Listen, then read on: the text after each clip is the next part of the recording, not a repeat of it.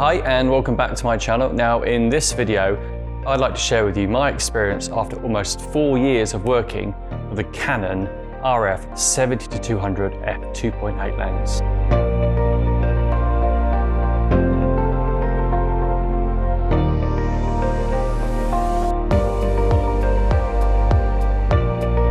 The 70-200 is part of my kit for its overall versatility and for fast action situations such as sports and wildlife.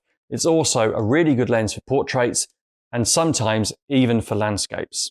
You can't realistically call yourself a photographer if you don't have a 70-200 f2.8 in your bag. As you can see with the design here, you'll notice immediately it's way more compact than other 70-200 lenses, and you can even take this tripod collar off. This just comes off like this, so it's even lighter than what it would normally be. Canon released this updated 70-200 lens way back in 2019, so it's been around for quite a while already. And it was reasonably controversial at the time because Canon decided to do away with that internal zoom feature found on most 70-200 lenses and instead opting for this kind of external zoom.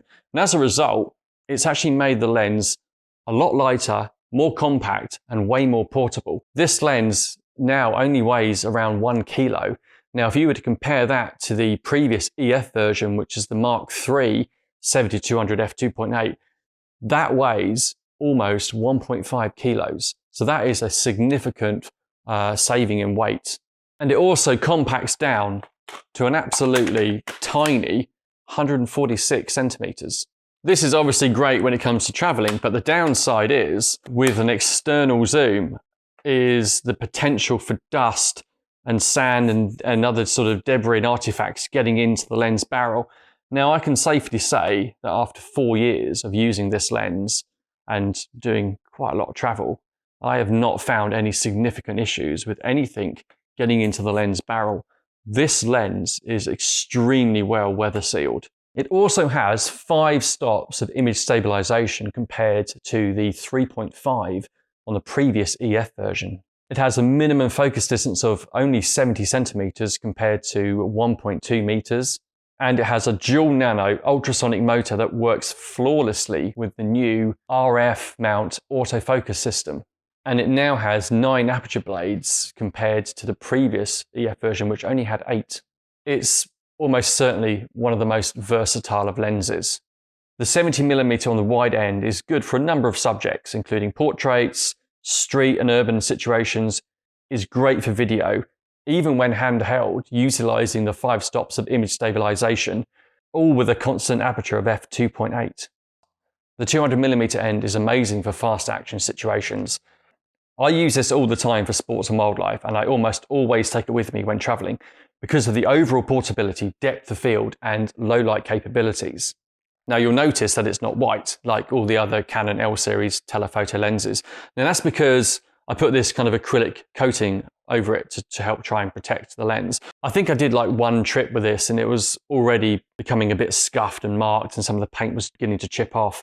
So I had to do something to try and protect the lens and trying to preserve its sort of value, its sort of market value. I'm not sure what Canon uses as a sort of coating on their lenses, but it's really not very good. And so I kind of recommend actually covering the lenses with some sort of acrylic or some sort of protective coating.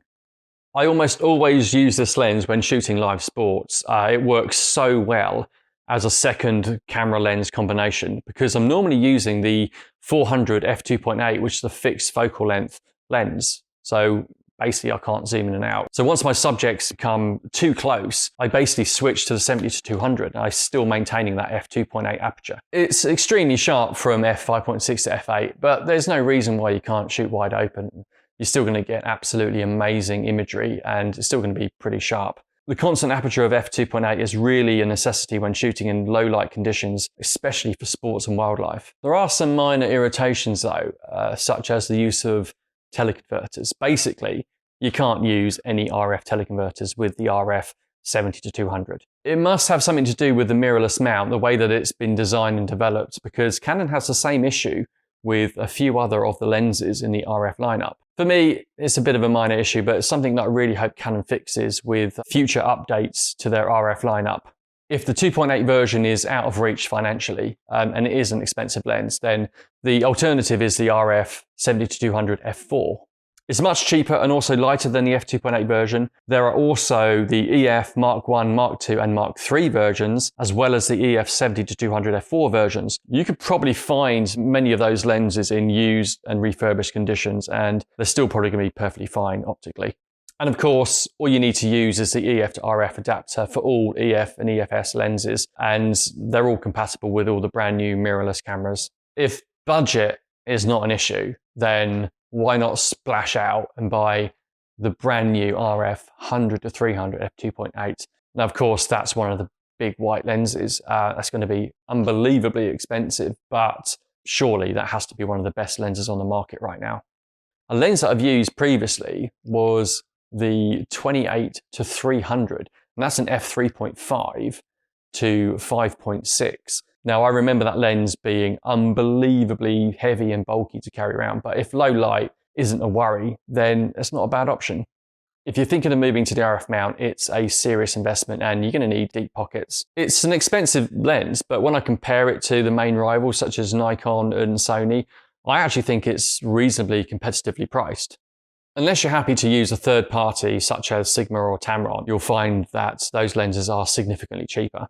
For me, the winner is the overall lightweight design and its portability. It's a great investment and it's an unbelievably versatile lens, and it's saved a lot of space in my bag when I've been out traveling. So that's my review of almost 4 years of working with the Canon RF70-200 f2.8 lens. It's been an amazing journey so far, and I hope to be using this even more in the next 4 years. Thanks so much. I really hope this has been of some use, especially if you're thinking about buying into the RF mount and thinking about purchasing the 70-200 lens. Please don't forget to like and share, and also subscribe, and stay tuned for more videos.